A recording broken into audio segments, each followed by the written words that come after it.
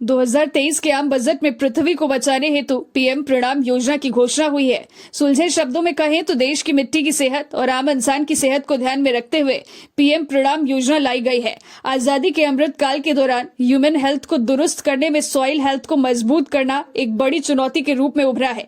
देश के environment nexus और सस्टेनेबल डेवलपमेंट गोल को पाने का लक्ष्य 2030 तक रखा गया है, लेकिन उस बाबत नेक्सस अप्रोच की सख्त जरूरत है, जिसमें मिट्टी, पानी, ऊर्जा, बायोडायवर्सिटी, मौसम, फूड और सामाजिक आर्थिक हालातों को दुरुस्त करना होगा। तभी तो पृथ्वी के पुनरुद्धार के लिए पीएम प्रणाम योजना 2023 के बजट में लाई गई है। मिट्टी संरक्षण भागलपुर से जुड़े अधिकारी रवि सिंह बता रहे हैं कि पिछले एक दशक से मिट्टी की सेहत खराब होती जा रही है। कुछ उसमें अभी तक थोड़ा बहुत डिटोरिएट किया है। कारण उसका है कि जैविक खाद का प्रयोग बिल्कुल बंद हो गया है या कम हो गया है। यही डिटोरिएशन का कारण मात्र यही है। और जैसे जैसे उसमें अगर हम वृद्धि करना चाहेंगे तो जैविक खाद का प्रयोग, जैसे वर्मी कंपोस्ट हो गया, गोबर की खाद है, सड़ी गली पत्ती वगैरह, ये सब बना करके हम देंगे तो उससे चुनौती कितनी बड़ी है बिहार सरकार कहें या वैज्ञानिकों के लिए कहें या देश के लिए कहें? यहाँ चुनौती तो बड़ी है।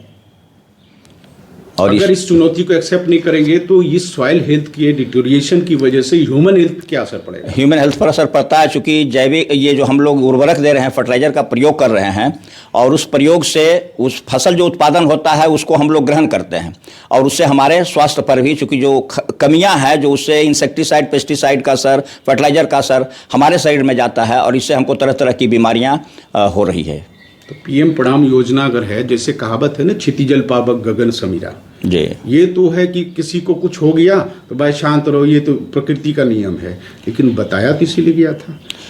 नहीं, ये सरकार भी इस पर मतलब कटिबद्ध है कि इस कार्य को हम लोग बढ़िया से करें, और लेबोरेटरी की स्थापना भी हुई है। सब लोग हमारे स्टाफ लोग हैं या हमारे फील्ड वर्कर हैं, कोऑर्डिनेटर वगैरह, बीओ साहब हैं, उन लोगों के माध्यम से कार्य में गति लाई गई है, और वहाँ से जब आता है मृदा का नमूना तो हम लोग यहाँ जांच करके उसको अच्छी तरह से किसानों को समझाने का काम करते हैं। बावजूद इसके दूसरे प्रदेश से अपने प्रदेश का यानी बिहार का मिट्टी का सेहत कैसा है?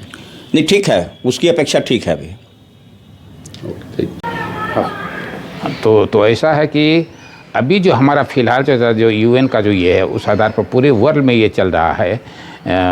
तो सस्टेनेबल गोल जो है, डेवलपमेंट गोल, तो वो जो है कई एक आस्पेक्ट पर है। एक इन्वायरमेंट के आस्पेक्ट में जिसमें हमारा डायरेक्ट हेल्थ आता है, हमारा ये सोशियो इकोनॉमिक कंडीशन आता है, लाइवलीहुड आता है, तो हम कैसे उसको सस्टेन करें, टिकाऊ रखें। तो टिकाऊ रखने में हेल्थ सबसे बड़ा ये है। तो हेल्थ के लिए जो है सबसे पहले हमारा सॉइल पर हमको कंसंट्रेट करना पड़ेगा। सबका जो है सॉइल को एक नेक्सस का हम नेक्सस पर यूज़ करते हैं। एक टर्म आया है नेक्सस, आजकल नेक्सस चल रहा है पूरी दुनिया में। तो इन्वायरमेंटल नेक्सस जो है उसमें आता है सॉइल आता है। सॉइल जो है वो क्या कहते हैं, नेक्सस टूल कहलाता है। मैंने जितने भी नेक्सस में आते हैं, कई एक 10, 12, 2, 4, 5, 10 जो है, वो सारे का ये जो है ना रूट को जो है वो सॉइल है। तो हम सॉइल्स को इग्नोर नहीं कर सकते हैं, सॉइल पर हमको जाना ही पड़ेगा। लेकिन सॉइल का जो अभी जो नेक्सस के टर्म में या सस्टेनेबल डेवलपमेंट गोल जो यूएन का है, उसके सब में काफ़ी उसमें सीरियसली देखना पड़ेगा। और हमारे पास हमारे लोगों ने, हमारे वैज्ञानिकों ने इंडिया में बहुत अच्छे काम किए, लेकिन दुर्भाग्य है कि वो सारे काम जो है धरातल पर नहीं हैं। जैसे एक बहुत इम्पॉर्टेंट काम है हमारे साइंटिस्ट ने किया है, soil land evaluation. Land evaluation पर दिखावे के लिए होता है, या रिमोट सेंसिंग ये करके फोटोग्राफ रिसर्च पेपर छापने में बहुत लोग बहादुर हैं, लेकिन ग्राउंड पर धरातल पर काम कुछ नहीं होता है। जो है भी वो नगण्य है, वो रिसर्च पेपर में है या कहीं उसका रिकॉग्निशन सरकार भी नहीं कर पा रही है। मैं स्वयं उसका आदमी हूँ, लैंड एवेल्यूएशन का आदमी हूँ, लैंड यूज प्लानिंग का आदमी हूँ।